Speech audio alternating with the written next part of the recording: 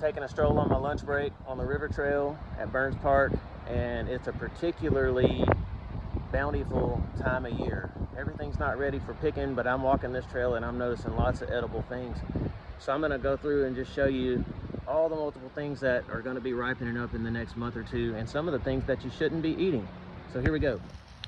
The very first thing I notice are these chanterelles, and I'm seeing them everywhere. So let's just kind of pick one and look at it. Chanterelles have false gills. You can see how they're not true gills. There's no cap. They smell like apricots. You can see how it has a yellowish color. There are lookalikes called jack-o'-lanterns. They're typically a little more orange. There's also cinnabar chanterelles, which I normally find later in the summer in August and September. If you look out across, you'll see lots and lots of other chanterelles. There's two there, two here. There's one over there. And let's see what this is. There's another one.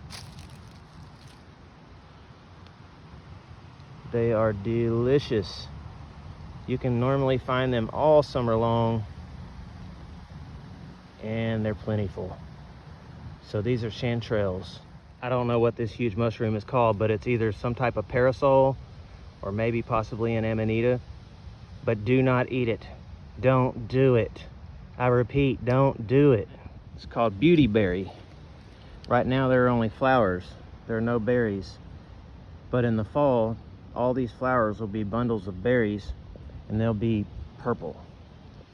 Normally you'll find them in probably around October where I live in Arkansas, and I know people make jam out of them.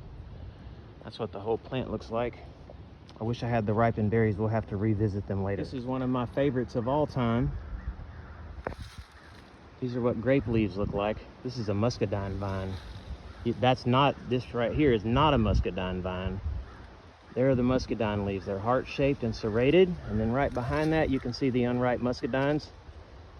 Around September to October they'll turn purple, and they are a culinary delight. This plant right here is called pepper vine.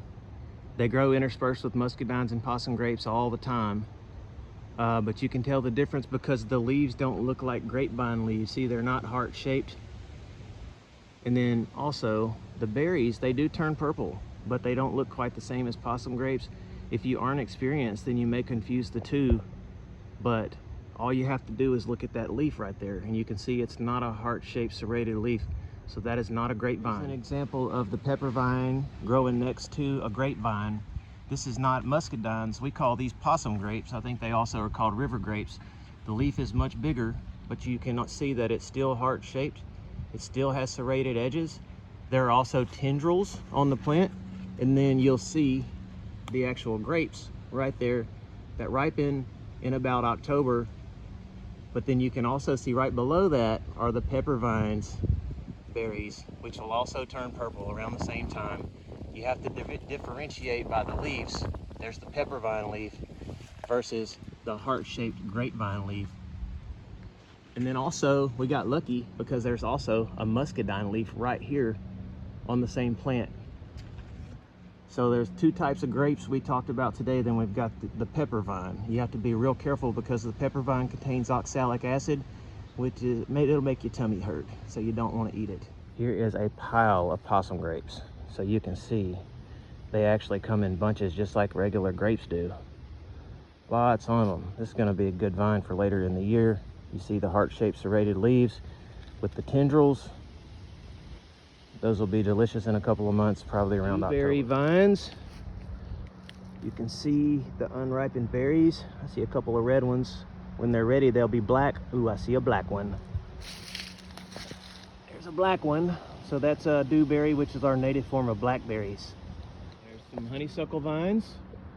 And as a kid, we used to pick those off and suck on them, and they're real sweet. This plant is called beefsteak. It turns a beautiful purple color in the fall.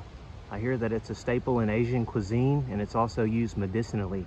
I've never personally eaten it, but I do know that it's edible. Head back into work. I just thought I'd show you what I found on my short walk.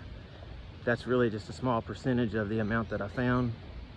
They're literally everywhere. Lots of stuff to eat if you know what to look for. Have a good day.